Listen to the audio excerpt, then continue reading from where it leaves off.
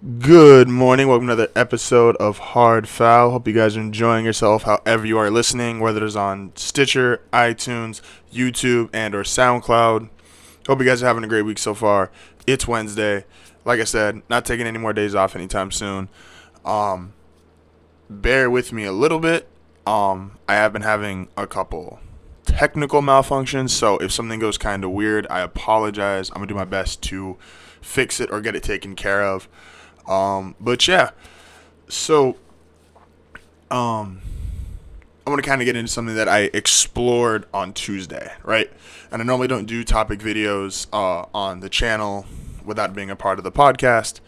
That's just normally not my style, but something happened on Tuesday and I just had to talk about it, and I felt like I had to talk about it immediately, and I want to go more in depth on it. Obviously, on Tuesday, Joel Embiid signed a 5-year, $148 million deal, right? And I came out on Tuesday and I said, it's ridiculous. I made a joke about the Twitter it was the amount of tweets versus minutes played. They had a whole bunch of jokes. Twitter was killing him. Twitter was killing the Sixers. He was responding back. I think my favorite joke was, that's a lot of money for a social media manager. And there's a whole bunch of things with the Joel Embiid situation. I could talk about how it's not a good deal. It's ridiculous that you can play 31 games and get that kind of money. I could talk about how he is unproven. I made the comparison on Tuesday's video. Oh my gosh, does that mean if Alonzo goes and plays his first half of the season and he's great, is LeVar going to hold out for $200 million? All that aside, I realized when I posted the video and the feedback I was getting, shout out to the Sixers Reddit community, another Reddit community. I'm doing really good at this whole Reddit thing. I'm getting kicked off, banned, or people talking mad shit back. So I love the response. I'm always down to talk. The conversation will never be dead. I think it's funny when I get banned because I feel like you having to ban me is you don't have a response, nor can you create a response. So, but in terms of the Joel Embiid situation, getting back on point here, it did remind me of something that I really don't like to see. So, Joel Embiid, once again, signed his 5-year, $148 million deal. When I went to talk about it, and the reaction was a bunch of Sixer fans coming at me saying, oh, he just being a hater. Oh, you bum. Oh, you talked about you couldn't play. And I thought to myself, I'm like, really? Like, the guy's played 31 games. Like, let's just be honest here for a second. You would not feel comfortable about a guy going to work 31 days and then giving him this kind of money. If he was on another team, Sixer fans, you would be laughing at that team. And I think it brings up a bigger issue in sports and I will always defend fans for being outrageous because fan is short for fanatic. I don't think they're supposed to be rational. I'm definitely not rational with the teams that I support, the teams that I like. But at the same time, let's think about this. Just because your team does something does not mean you have to go gung-ho, oh, it's perfect, oh, it's right, this is the way we're going, and 100% blindly support it. Think about this. The same people that are Sixer fans and going, oh, this is a great move, oh, we had to keep Joel, oh, everyone's just being a hater, they don't understand it, are probably the same people that'll criticize America and say, well, why can't I criticize America? I want my country to be better. Then why can't you criticize your team and want your team to do better? What, your team has this air of, oh, I can't touch them, they're right, but your country doesn't? Tell me how that makes sense. And let me be completely clear here. There is a certain part of blind loyalty when you are a fan. If Denver goes out and signs a free agent, I'm kind of like, okay, I could see why they did that. When your team drafts players, you are like, any team that drafts a player if you're like me or any average fan, you're thinking, and if you're nerdy about this like I am, you're looking at your 5th, 6th, and 7th round draft picks, and you're thinking, okay, well, I know that he did this in college, so he might have the potential to become a really good slot receiver. He might become a great third corner. Like, you start imagining these guys as far greater than what anyone else would actually grade them, which is why there's experts and critics who give non-biased critiques, and then there's fans who are like, well, if he just does this, he can turn into this kind of player. My issue is not that the Sixers gave him this deal. I mean, there's a bunch of reasons why they shouldn't have given him the deal, but that's besides the point. It's their money. It's his future. It's his contract. Not going to tell someone how to spend their money or who to give their money to. But can we stop, like, as fans and partly on the teams, stop forcing the fans to just go with it no matter what the decision is? Like, think about it. If you're a Lakers fan, and Laker fans, you're terrible at this. Like, if you're a Lakers fan listening right now, like, you guys are all terrible about this. And even you guys have enough common sense to where you looked at the offseason last year and you're like, what? We signed Timothy Mozgov and Luol Deng? To how much? My barber is a Knicks fan. We signed Joakim Noah to how much? Like, there's just a certain point where you get to where you're like, it's no longer blind loyalty in the team. It's no longer this, oh, I'm going to, no matter what my team does, I know they're right, they're making the correct decision. Like, I've seen good free agent signings as a sports fan. I've seen Denver bring in Aqib Talib, TJ Ward, oh yeah, that guy that wears number 18. I've also seen teams make really bad free agent decisions. You know? I've seen Dre Bly at the end of his career. I've seen Andre Goodman at the end of his career. I've seen Denver draft a Robert Ayers.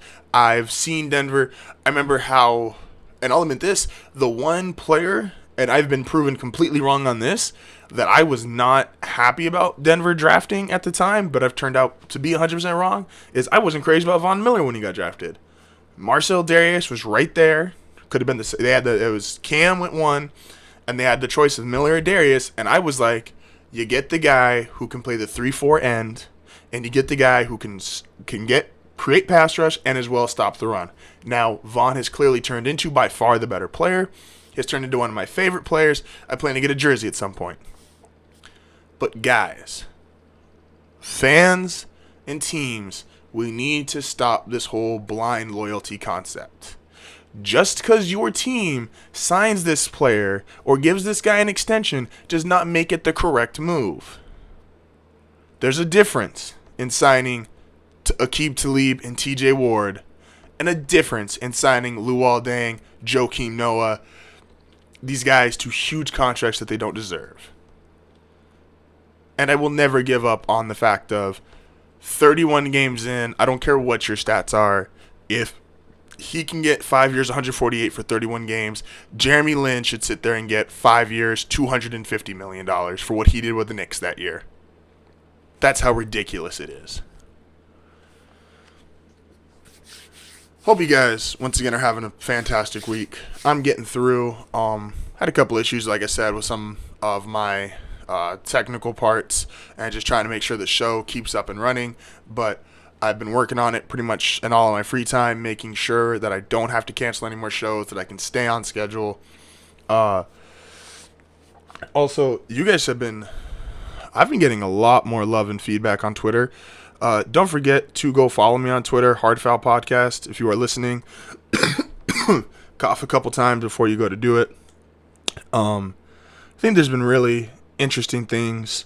Obviously, there was last night, Twitter was going crazy for the U.S. men's soccer team. They failed to qualify for the first time since 1968. Shannon Sharp deserves an award for the funniest man on Twitter. What? There is... what was I going to pull up here? Give me a second, you guys. I was cracking jokes with a couple of my friends yesterday. The Cardinals and Vikings, or the Cardinals and Saints agreed to a trade. So Adrian Peterson is going to the Cardinals, which now puts him and Chris Johnson on the same team, which is the greatest Madden 10 backfield in history. Between that and LeBron and D Wade back on the Cavs, I don't know what makes a better video game 2010 year. And that would have been vicious. Like, could you imagine? Like, I remember AP, and this is me kind of veering off into the e-gaming sports part of the world. AP in like Madden 11 and 12 had like 97 speed and 97 trucking. Like, he was just a monster. Like, can we just appreciate? And I know I've done this on Adrian Peterson before, and I was one of the few people that defended him. Not saying that he is now what he used to be, obviously, but just the player in his entirety in his career. Adrian Peterson's one of the 5 greatest running backs ever. Like, I hope we really appreciate. And he won't have the stats, I understand, to be put in top 5. But if you look at his peak and just his overall play and performance, that's one of the 5 best guys who's ever played running back. The man tore his ACL, came back a year later, led the league in rushing and won an MVP. The man has a 2,000-yard season. He has the most rushing yards in a game in NFL history. Like, I've already done this before, so I'm not going to go in depth with all of it again. But, like, let's just appreciate how great of a player Adrian Peterson is. Like, just sit back and appreciate that, please. What else were you guys doing on Twitter? A lot of it was just a lot of the men's soccer team, a lot of, what was it? James Harden and the Knicks rookie, James Harden. That was rude and abusive. Like, I mean, that was, I don't know if you guys seen it. If you haven't seen it, go check it out. It's James Harden. I mean, he goes between his legs like 10, 15 times in the course of like 5 seconds. And the rookie just is like, he takes a step back thinking James is going to go. And he just pulls a 3 right in his face. And he was rude about it. LeBron put up 17 points, 5 rebounds, 3 assists in his preseason debut. LeBron said he doesn't like rest. He said that was a bad word or an ugly word. Shut the fuck up, LeBron.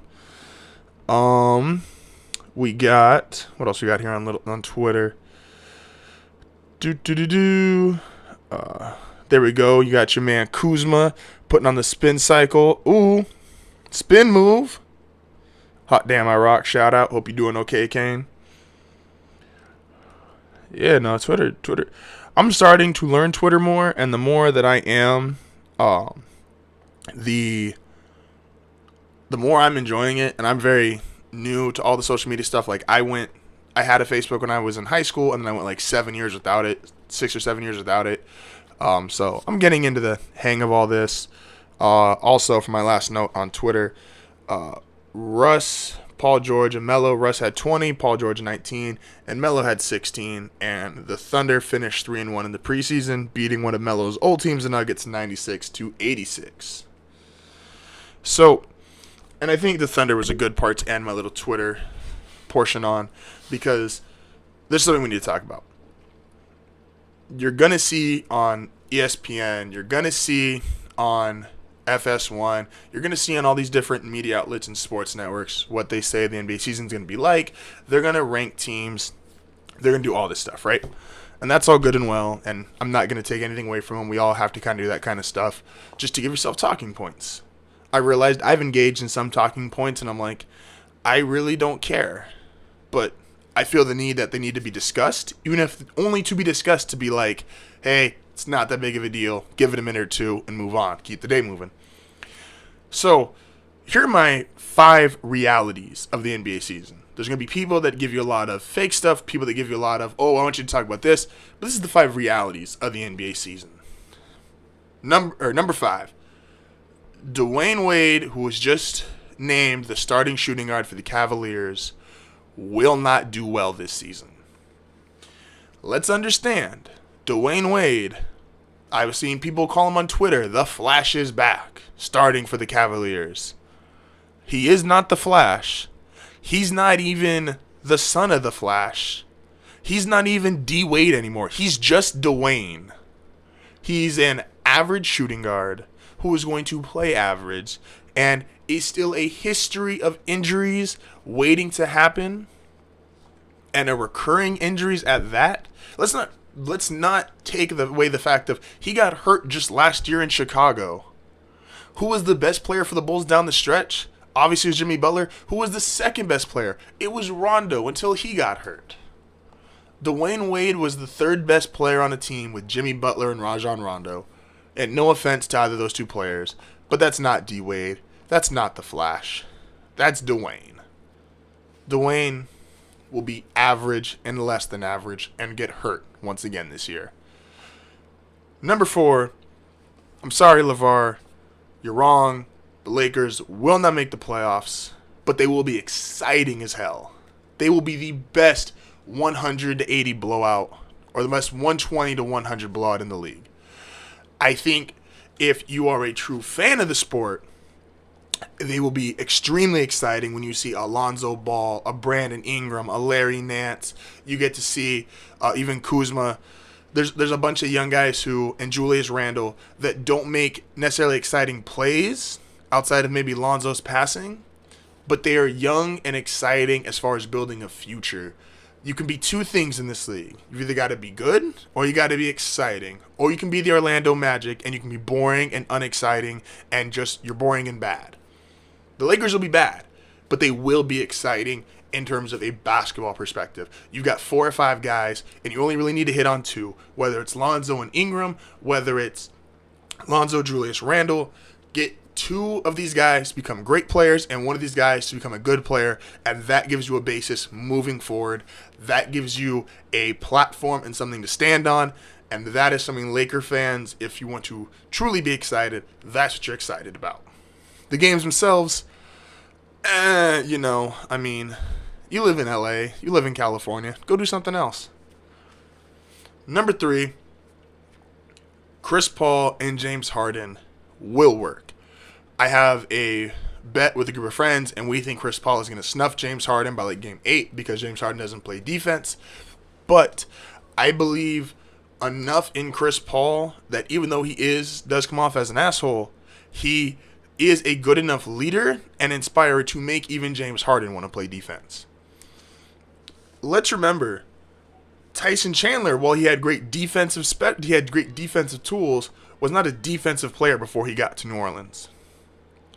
Let's remember, Tyson Chandler averaged and I know all these guys average crazy points in high school. Tyson Chandler averaged 35 points in high school. He was considered to be an offensive center, and he could even shoot a little bit.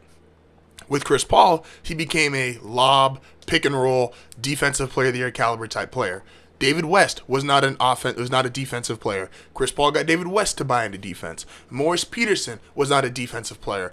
Chris Paul got Morris Peterson to become a defensive player. I will give you $10 if you even know who Morris Peterson is. Chris Paul almost got J.R. Smith to play defense, and then J.R. Smith got traded. So, not perfect with everybody, but Chris Paul and James Harden will work. They're 2 guys who did you see their stat lines? They put up double-digit assists in 2 of their 4 preseason games. They are playing well together. Their style of play works well together. And James can be what Chris Paul used to be. Whereas Chris Paul used to be able to sit there and take over a game and get you 20 to 30 points and score in the 4th quarter. He's not that guy anymore, but if he is the floor general that he was, and will always be, and you have James Harden as a closer, that works in Houston, especially in that system. I'm calling it right now, and I'm going to expand this a little bit longer, or at a later point in time. Chris Paul could average 15 points a game and 15 assists in that system, and that's amazing. Number 2, we love super teams. You either love to hate them or you love to love them. And the newest super team that we got was the Oklahoma City Thunder. And that is with Carmelo Anthony, Paul George, and Russell Westbrook.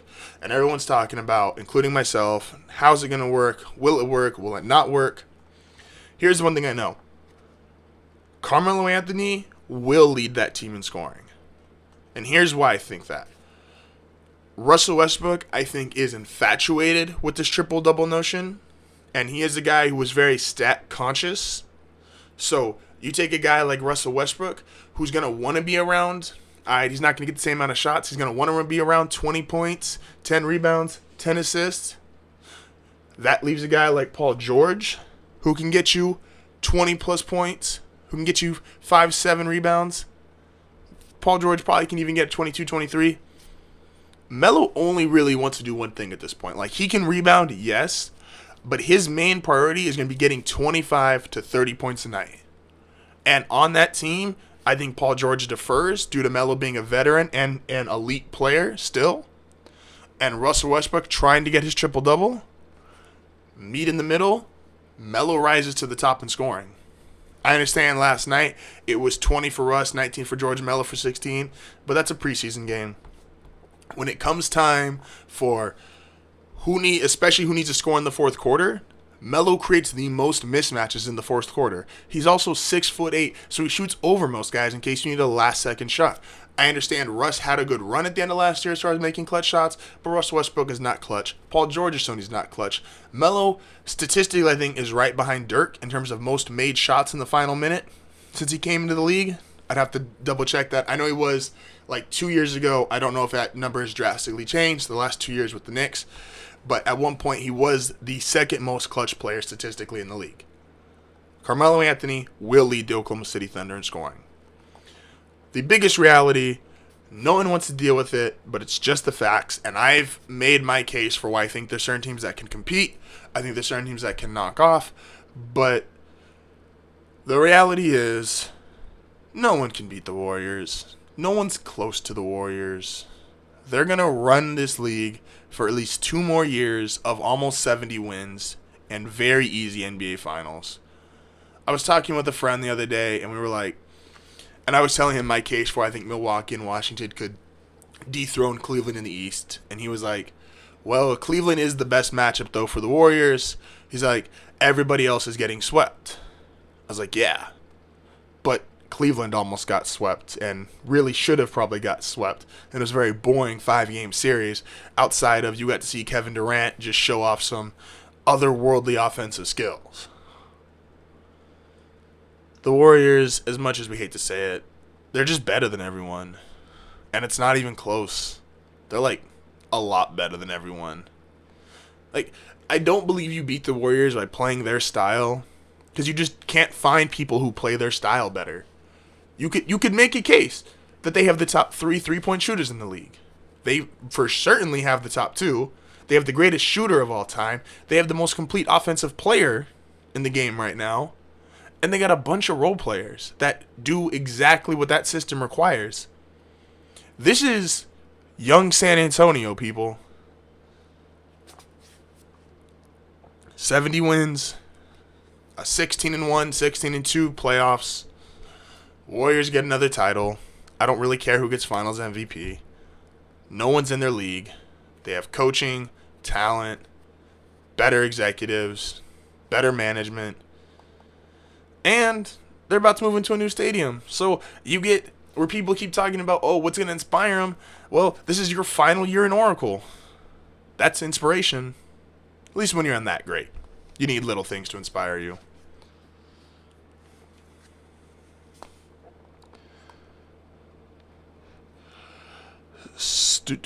So, sorry about that.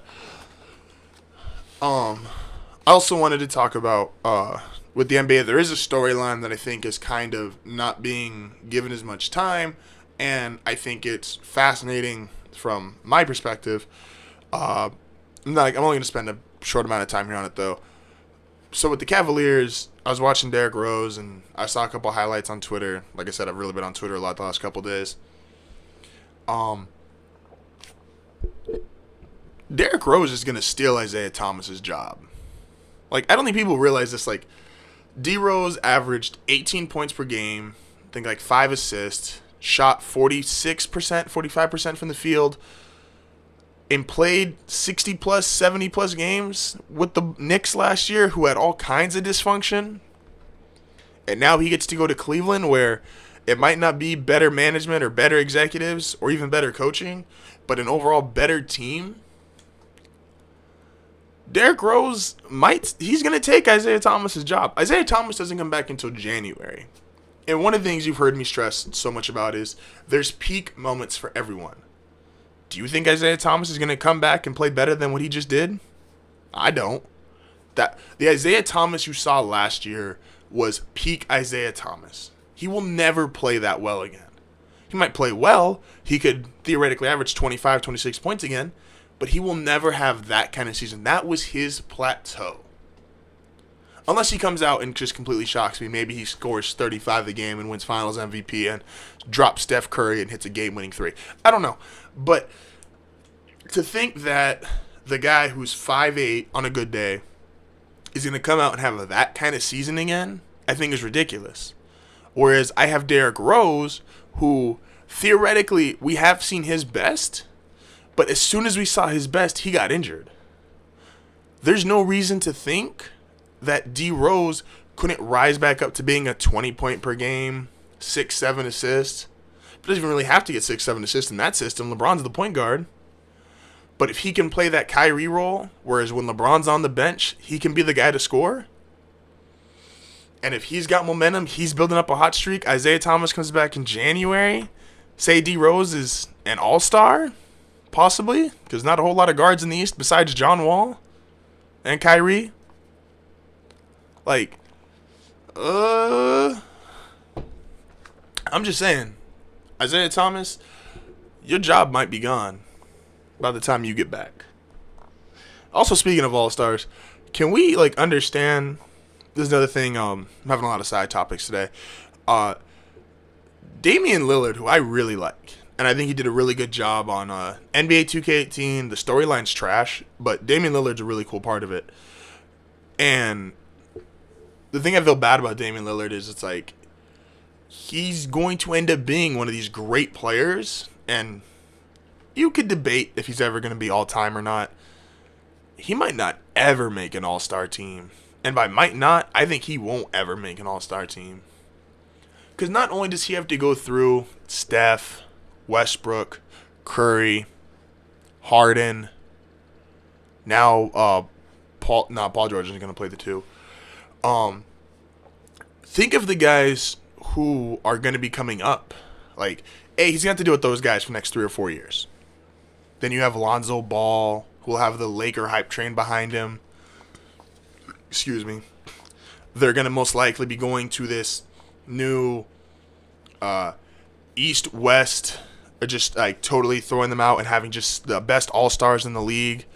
Unless you like Nicholas Batum making the East All-Star team, I think that's kind of cool. Not really. But even if you do that, jumble all the guards.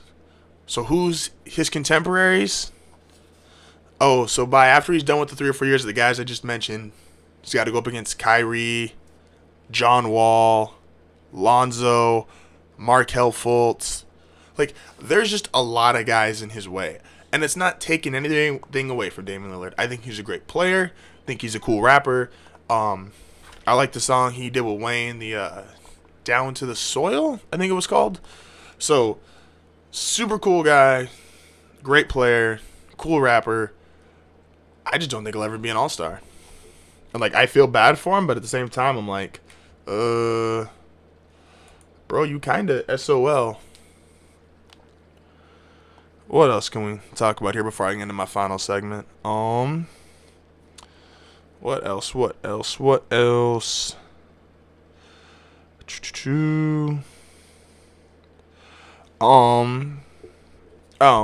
So obviously you've got the big NFL injuries. Odell Beckham goes down.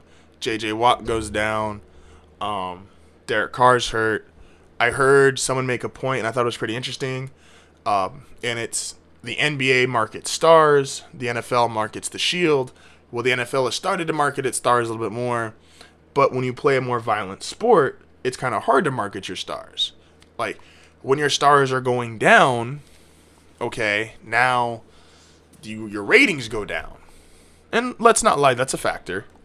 This is why in the NBA, there are issues when guys rest, is because once you turn on a game and you're like, okay, the 3 or 4 guys that I was looking to watch aren't here, you change the channel. That affects your ratings. So in the NFL, it really is something where it's like, okay, I've got the Odell Beckhams, I've got J.J. Watt, I've got Derek Carr, I've got these great players, but now they're getting injured. That goes my ratings. And more people I feel like will tune in for a football team than a basketball team, just because the NBA has been marketing stars for about 30 years now. But if this is the trend the NFL wants to go, they're going to have to deal with this, which is in a violent contact sport, like you're just going to have someone out. And so teams are going to lose ratings, teams are going to lose following.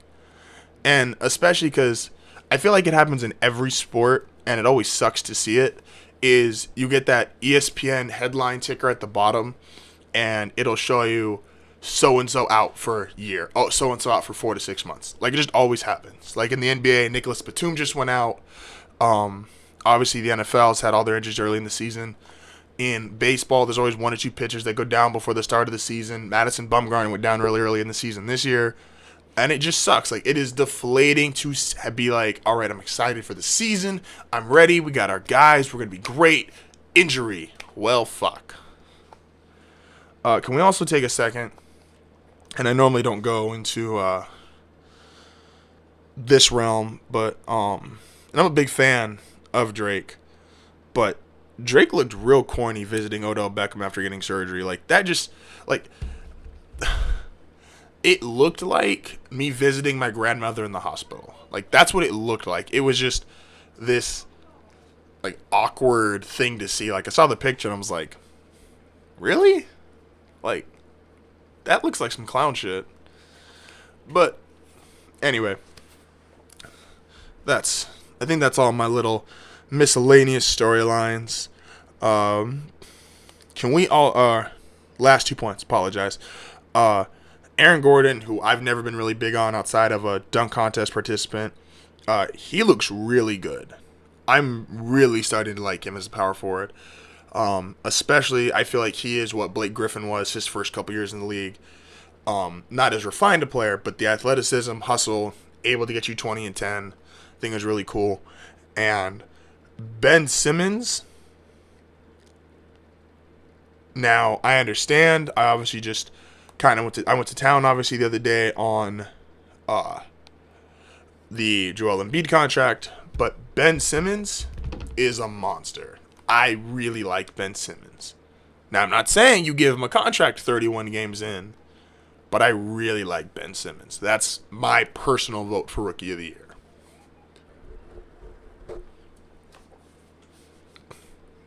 Last thing we got to go into here. So I obviously have the Astros and Justin Verlander winning the World Series. That's currently my top-rated video on YouTube. That's one of the more popular things that I've talked about. And it's one of those things where, to me, it makes sense. Doesn't always make sense to everybody, but to me, it makes a lot of sense. And I was going back and forth with a guy last night, and I trust him as far as a baseball source. He's really good, knows what he's talking about, even he'll show his bias, which I really love when a guy is able to be like, hey, I am biased, but... And we were talking about the Astros and the Dodgers. Like, if they were to meet up in the World Series. And obviously, I don't have the Dodgers in the World Series. And I explained that in a video prior as well. The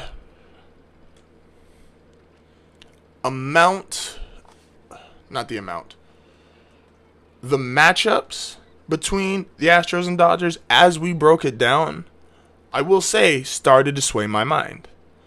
Because I had started thinking, I was like, okay, well, the Astros clearly have the better 1 through 9. I mean, they had the best offense in baseball. They scored the most runs in the postseason, were tied with Arizona. And Arizona obviously got the wild card game against Colorado, which they scored 11 runs. So the Astros have been the most consistent offense, regular season, postseason, going to have the AL MVP. Just all these different things. And then he started to come back at me, and I was like, well, let me take a look at this. So we're going to break down the Astros and Dodgers. At catcher, the combination of Evan Gattis and Brian McCann versus Yasmani Grandal. Something I would have said was an easy win for the Astros in the beginning of the season. I no longer feel that way. Because Grandal has the same kind of power they do, plus is a far better defensive catcher than those two. Like, Brian McCann is still a good defensive catcher. but is no longer the hitter that either Grandal or Gaddis is. And Gaddis is so suspect. Hope he doesn't have 3 pass balls in the game playing catcher. So we'll call that a toss-up. At first base, Bellinger versus, I always mispronounce his name, but the Astros first baseman from Venezuela. You got to give the edge to Bellinger. Once again, going into the season, you obviously give the edge to the Astros because their guy has a track record, even if the league is not in Major League Baseball. He has a track record of hitting, playing defense, doing well in a professional league. Cody Bellinger came up 38 home runs. Okay, I'll give it to Cody Bellinger. Second base, don't even talk to me. Jose Altuve, clearly. Here's where we really started to get into arguments. At shortstop and third base, you have You have Carlos Correa and Alex Bregman for the Astros versus Justin Turner and Corey Seager for the Dodgers. Here's where I think it really makes a difference.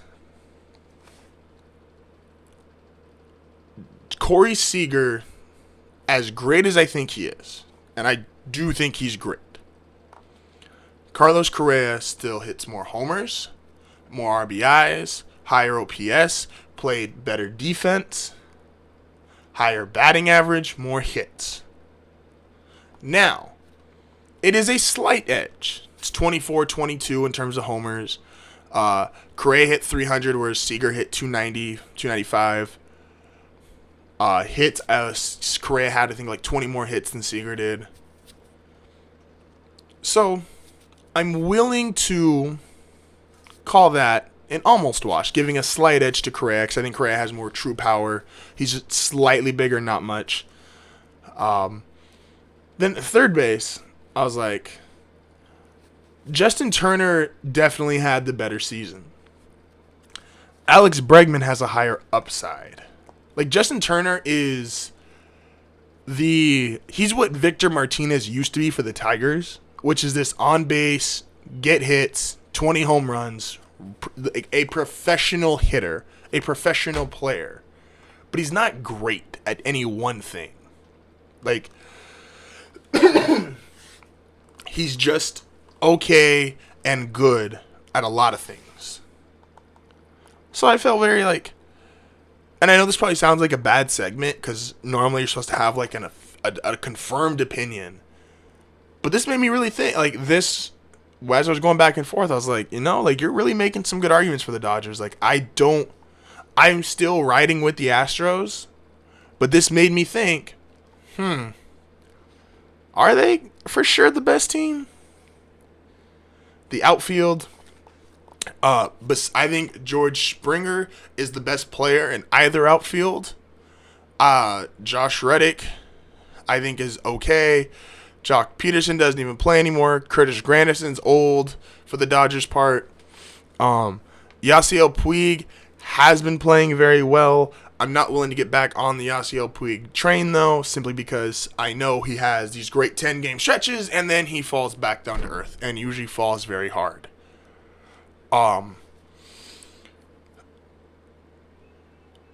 Like, it is, I don't know, it's one of these segments that I'm going to actually end this on. Leave it up to you guys. Let me know what you guys think about the Astros and Dodgers. You can go find on, obviously, comment underneath the video. You can comment on iTunes. Just any way, SoundCloud lets you leave comments. However you're listening, leave a comment. Let me know who are your guys' favorites. I would love to start doing like a fan interaction thing on Tuesdays and Thursdays. I currently need more fans. Shout out to, if you are listening, my starting to grow, hopefully, Detroit audience. And yeah. So, once again, shout out to those Detroit Tigers, by the way, too. Biases.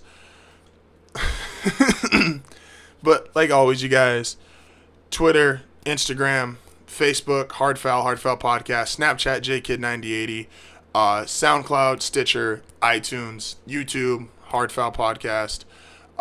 Like, subscribe, comment. I'd love to hear from you guys what you like hearing about. If there's something you want me to talk about, please let me know.